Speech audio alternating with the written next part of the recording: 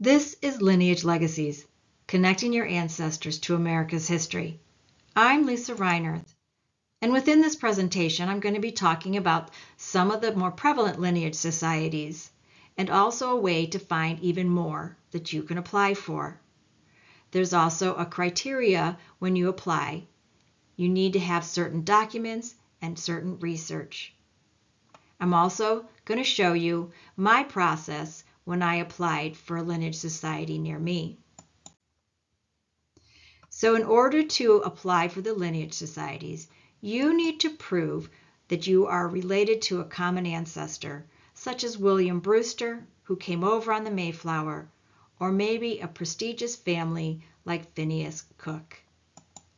Or if you have an ancestor that participated in a historical event, maybe like the Revolutionary War, or were they the first pioneers to settle an area? To join these is to preserve your heritage. All of that information that you collect and send in with your application will be saved by that society for generations to come. Then also you'll have the ability to share that heritage with others who share the same ancestry. It gives you the opportunity to honor that past, to honor that ancestor who participated in one of these events. And you will also notice when you do your research, not only the hardships and times that your ancestor went through, but also each generation of ancestors went through. They all lived in a different time period and all experienced different outcomes. You can also have a connection with your past with this. I don't know how many of you have seen Finding Your Roots with Henry Louis Gates, but each time these people are shown their connection with certain people in their past, they feel that connection. And while doing this research, you'll also feel that connection, not with just the people that you're connected to, but also the history of the United States. And it will help you become a better researcher. You have a certain documentation that you need to do, a specific research. You have to be extremely organized, and this process will definitely add to that experience. So just to name a few, we have Daughters and Sons of the American Revolution. If you have an ancestor that you believed fought in the Revolutionary War, you can apply for this. There is a fee, and I have the application fees up just to let you know that when you do apply, it's not just by sending in an application and your documents, but you do have a fee. That fee is to help offset the cost of people that are volunteering to look over this paperwork to see if you've been accepted. There's the General Society of Mayflower Descendants, which is very self-explanatory. If you have a descendant that came over on the Mayflower, this is a lineage society that you could join. Also, check your state for their genealogical societies and historical societies. Here in Ohio, our genealogical society has quite a few different lineages societies that you can join or apply for. If it matters about when they settled here in Ohio, whether they participated in a certain war, or if they were veterans, each of these you can apply for. Also check your county. They may have an historical or genealogical society that also has a lineage society that you can apply for. Finding these societies is as simple as going to Family Search wiki page. Here I put in Ohio Lineage Societies. You can put in any state, county, or event, and you'll get a list of the different lineage societies out there. Cindy's list also has categories listed for the lineage societies, anywhere from early America to military to occupations to royalty.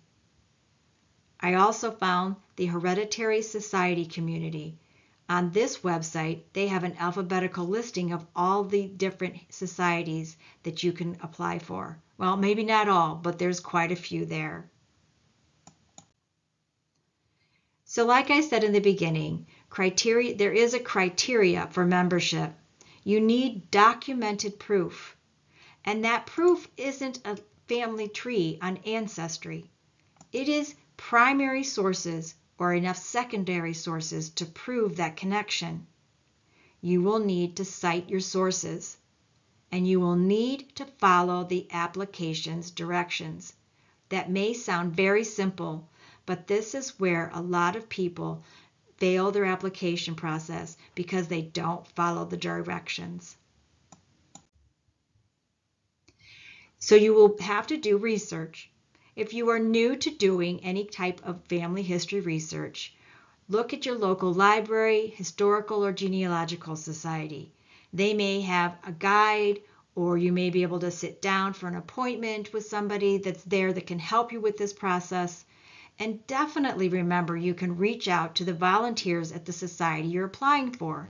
They can help you with your brick walls, with your process. They won't do your research, but they can help you with it. And it's very important to repeat this.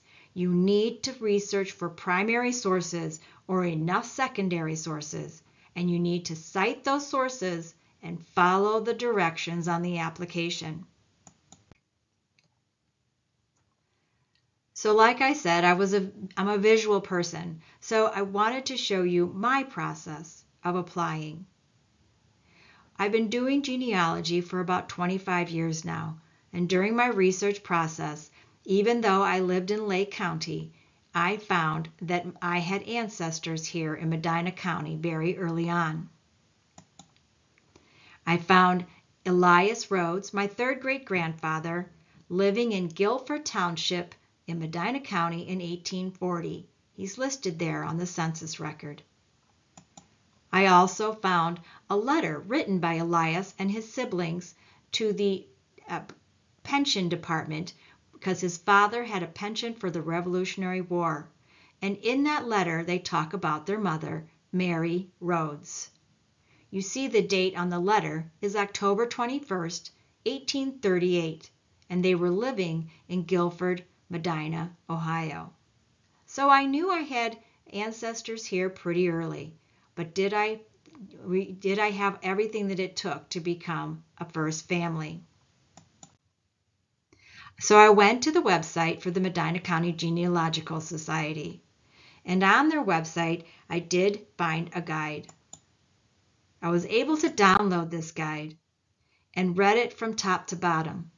I was told early on by other people who do this process to follow these instructions to the T. They are not suggestions. You must follow them or you may not be accepted. So even before I started doing my research, I read everything in the guidelines. At the very top were the membership requirements. The first one was I a member of the society? And I was then and am now a member of the Medina County Genealogical Society. And was my ancestor living in Medina County before 31st of December 1850? Yes, I found that out with the census record and that pension letter. Was it a direct line? Yes. My great-great-great-great-grandmother, Mary Morse Rhodes, lived here in Medina County. So a direct line is me to my parents, to my grandparents, to my great-greats, and so on. So yes, I had that connection. Do I have proof of that connection? Well, it was time to go look back at the application instructions. And in the instructions, it started to tell me about how I needed to fill out the application form. I needed to either type it or print it or handwrite it in black ink. So I went back to the website and downloaded the guide. I was able to download it and print out a copy for myself. And I knew that in the beginning I would fill this out in pencil. And once I was completed, I would go back and then fill it out online.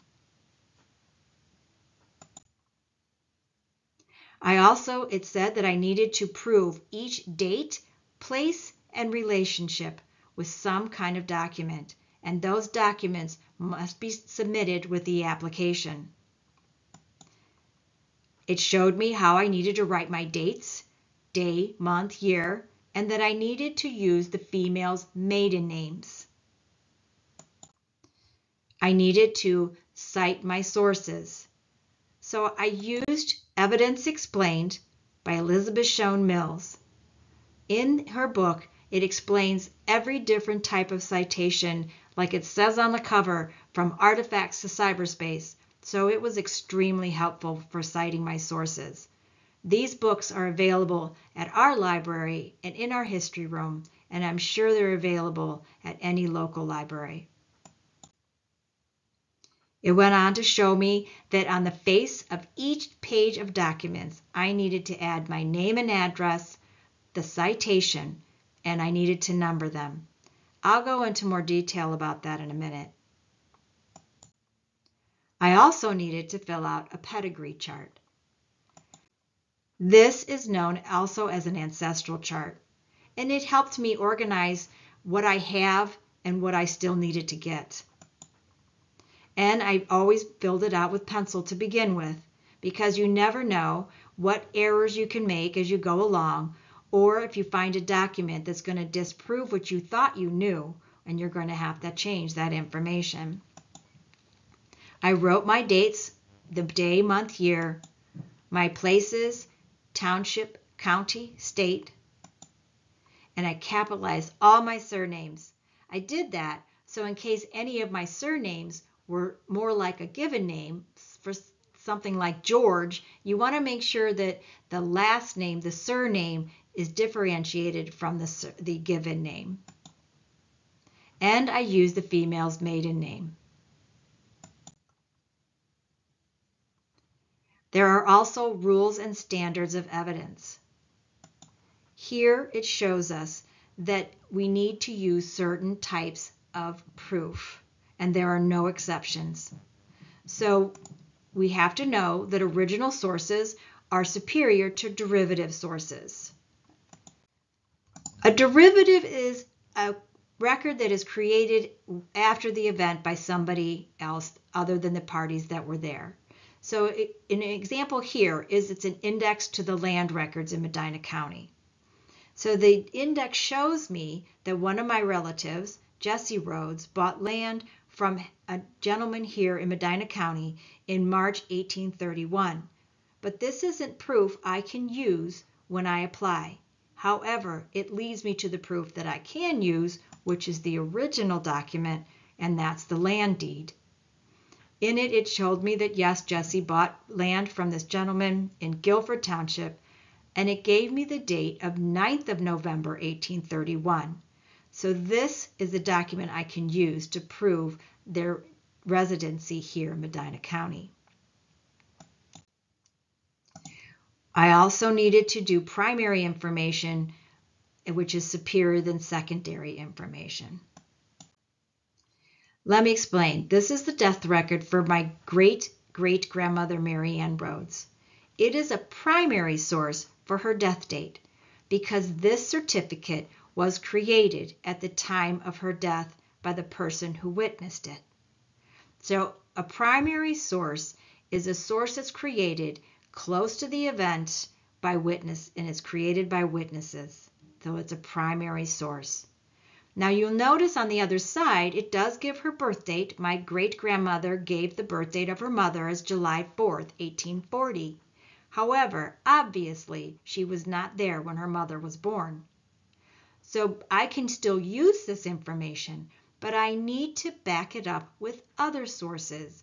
And I did. I had census records, obituary records, I had baptismal records, so I was able to back up this birth date with all of the other records.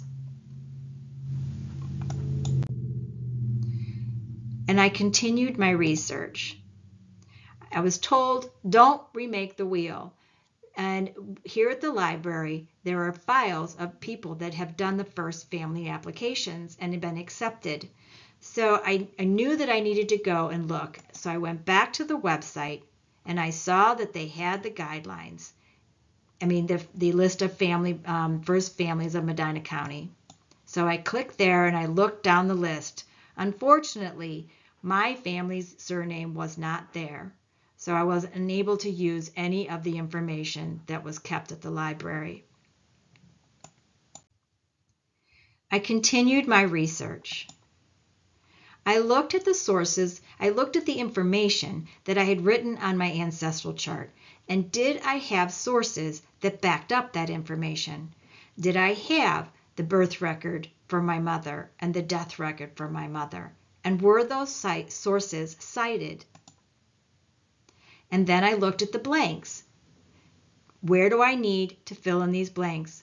What are the records I need? And then I needed to create a research plan.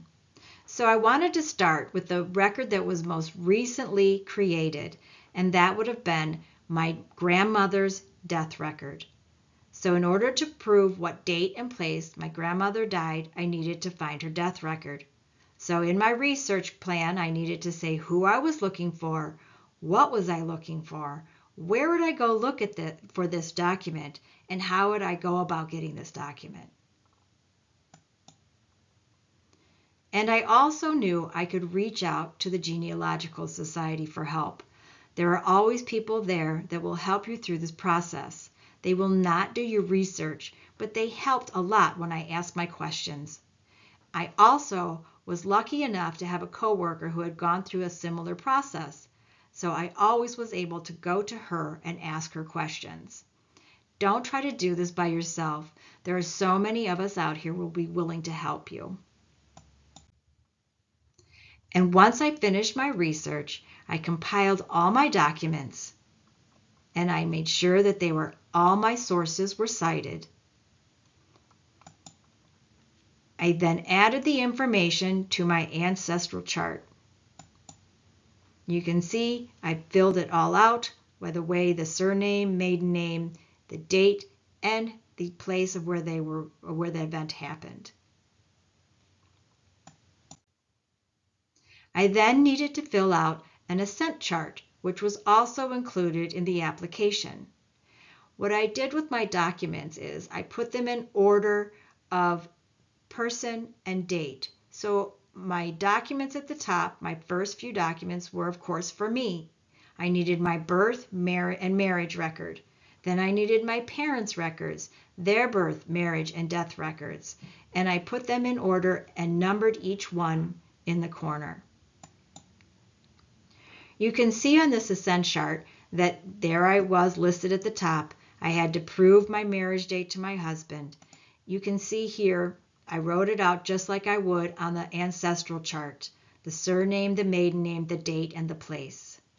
Also on the side is where you put the document number that coincides with that event. So a number 2 was my marriage record, and that proved that I was married to my husband on a certain date in a certain place. I also needed a document for my birth, for his birth, for my mother's birth, and those document numbers were placed in there. So document number 1 was the document that proved that I was born on a certain date in a certain place, but it also proved that I was the child of Jean Soleather. And you continued this process throughout the ascent chart.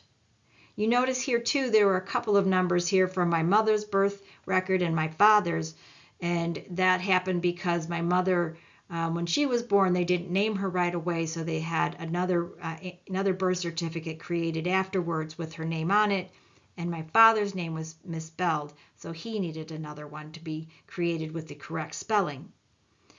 As you go through, there are going to be some events that are going to take more than one document. So you put all the numbers of the documents next to that event. Because sometimes you don't have that primary document, but you have several secondary sources that prove that place and time of the event. And you do it in pencil because you may make mistakes and you're going to need to correct those, and it's easier when you use pencil. So I read through the guidelines again, and now that I had everything in order and my forms filled out in pencil, they also said that I needed to, on the face of each page of the document, put my name and address, the source citation, and the number. So I'm pretty particular on how my documents looked, so I wanted it all to be typed. So the way I did that was I opened up my Word document, and I had made digital copies of every document. Even if I went and I got a hard copy from somewhere, a government agency or a library, etc., I scanned that and made it into a digital image. So I had every document that I had collected and needed for this application had a digital image. So I opened up the document and inserted that image. Underneath the image, I typed the citation, and then I opened up the header, typed in my name and address, and numbered the source, the document. So all of my documents were done properly. I have the name and address, the number, the citation, and the document, all on the front-facing page that I'm going to be handing in. I made a copy of every document.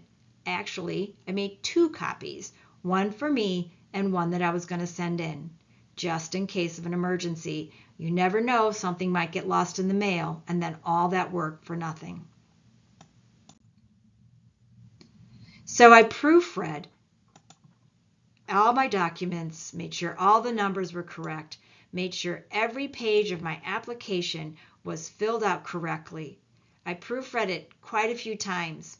I wanted to make sure that every date was right, every name was put in correctly, and every place was correctly spelled. And all the documents coincided with the information. After proofreading it many times, I took that information and went back to fill out the digital form. And then I proofread that quite a few times and printed out 2 copies of the form and documents. Again, you want 2 copies, one for yourself and one to send in. So that's what I did. And then I followed more instructions. They were the easiest ones. I had to fill out a check for $25, and then I needed to send it to the Medina County Genealogical Society. I put all my documents and applications papers within this envelope, and I mailed it. Now, it's been a few years since I've done this, so I can't remember how long it took. But if you do this process, remember, it's mainly volunteers that are picking this information up and going through it and studying it to make sure that you've done it properly. So it's going to take some time.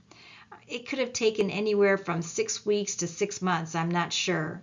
But it was definitely worth the time and effort. I received my certificate for First Families of Medina County. Mary Morse Rhodes was that ancestor. Now her name will never be forgotten, and I have a connection with her now. And I got my First Families of Medina pin. If you